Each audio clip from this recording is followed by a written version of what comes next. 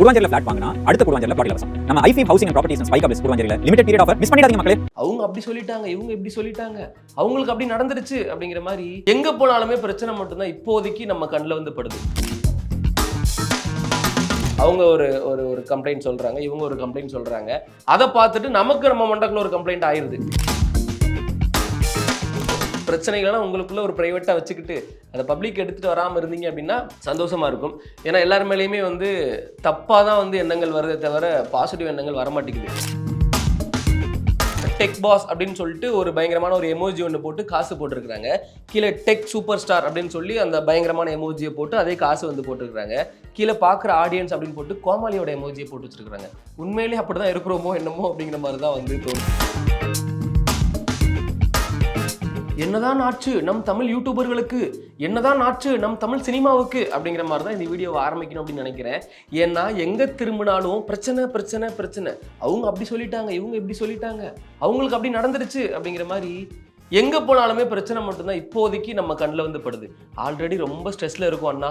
ஏன்னா எங்கள் வாழ்க்கையில் யாராவது வந்து நமக்கு சந்தோஷத்தை கொடுத்துட மாட்டாங்களா, முகத்தில் கொஞ்சமாவது சிரிப்பு வந்துடாதா அப்படிங்கிற மாதிரி தான் இன்றைக்கி நிறைய பேரோட வாழ்க்கை அப்படிங்கிறது போயிட்டுருக்கு. அவ்வளோ ஸ்ட்ரெஸ்ஸில் பர்சனலாகவுமே ரொம்ப ஸ்ட்ரெஸ்ஸாக இருக்குது. வேலை ஸ்ட்ரெஸ்ஸாக இருக்கட்டும், காசு ஸ்ட்ரெஸ்ஸாக இருக்கட்டும், ரிலேஷன்ஷிப் பிரச்சனைகளாக இருக்கட்டும், வீட்டில் பிரச்சனைகளாக இருக்கட்டும், நண்பர்களுக்குள்ள பிரச்சனையாக இருக்கட்டும், பிரச்சனைகள் மட்டும்தான் இப்போதைக்கு ஒரு மனுஷனுக்கு வந்து முக்கியமாக இருக்குது.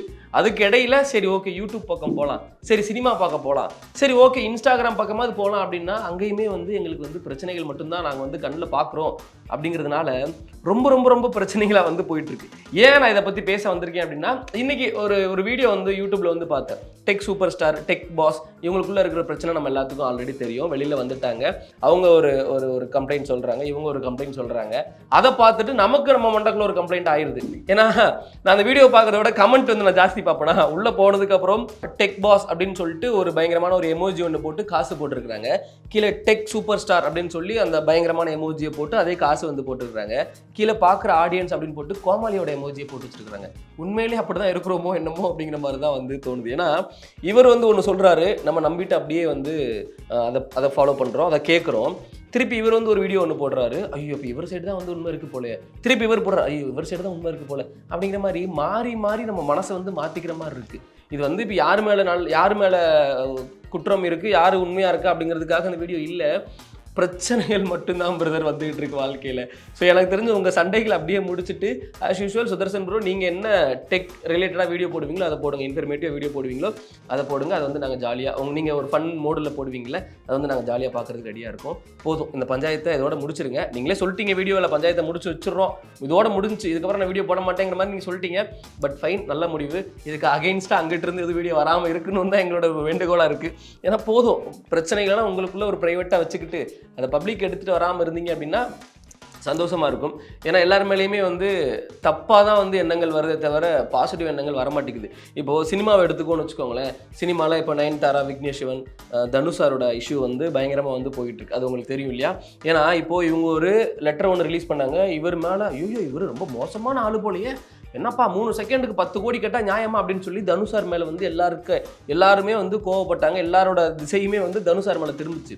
அதுக்கப்புறம் என்ன சொல்கிறாங்க அப்படின்னா, இல்லை நயன்தாரா மேம் இந்த மாதிரி நிறைய பேர்கிட்ட வந்து சொல்லாமே வந்து யூஸ் பண்ணியிருக்காங்க, அவங்க வந்து 3 செகண்ட் ஆடு வந்து ஃப்ரீயாக நடிச்சு கொடுப்பாங்களா அப்படிங்கிற மாதிரி திருப்பி நயன்தாரா மேம் பக்கம் அந்த பிரச்சனை திரும்புது. இப்போது இவர் மேலே கோவப்பட்ட எல்லாருமே திருப்பி இவங்க மேலே வந்து கோவப்பட ஆரம்பிக்கிறாங்க. யார் மேலே கோவப்படுறது? மனசு வந்து மாறிக்கிட்டே இருக்கு குமார்.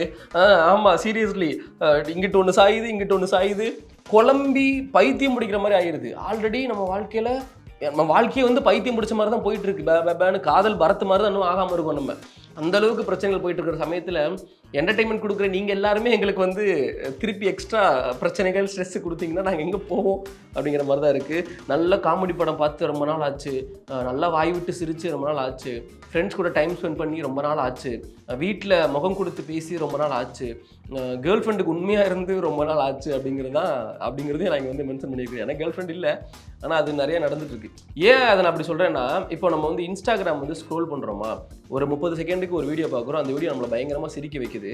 சரி ஓகே அடுத்து பார்ப்போம்னு அடுத்த ஒரு 30 செகண்ட் ஸ்க்ரோல் பண்ணும்போது ஒரு அம்மா சென்டிமெண்ட்டோ அப்பா சென்டிமெண்ட்டோ ஒரு வீடியோ ஒன்று வருது, அந்த வீடியோ நம்மளை அழுக வைக்குது. அடுத்த ஒரு 30 செகண்ட் போனோம்னா ஒரு பிரச்சனை நமக்குள்ளே வந்து மண்டக்குள்ள பூத்துது. அதாவது 30 செகண்டுக்கு நம்மளோட எமோஷன்ஸ் வந்து மாறிக்கிட்டே இருக்குன்னு சொல்ல வரேன். 30 செகண்ட் சிரிக்கிறோம், அடுத்த 30 செகண்ட் அழுகிறோம், அடுத்த 30 செகண்ட் எதையோ பற்றி யோசிக்கிறோம், அடுத்த 30 செகண்ட் ஏதோ ஒரு பிரச்சனையை பற்றி பார்க்குறோம்னா மண்டை 30 செகண்டுக்கு மாறிக்கிட்டே இருந்துச்சுன்னா பைத்தியமே பிடிச்சிரும். புரியுதா நான் சொல்கிறது? உங்களுக்கு புரியுதுல்ல?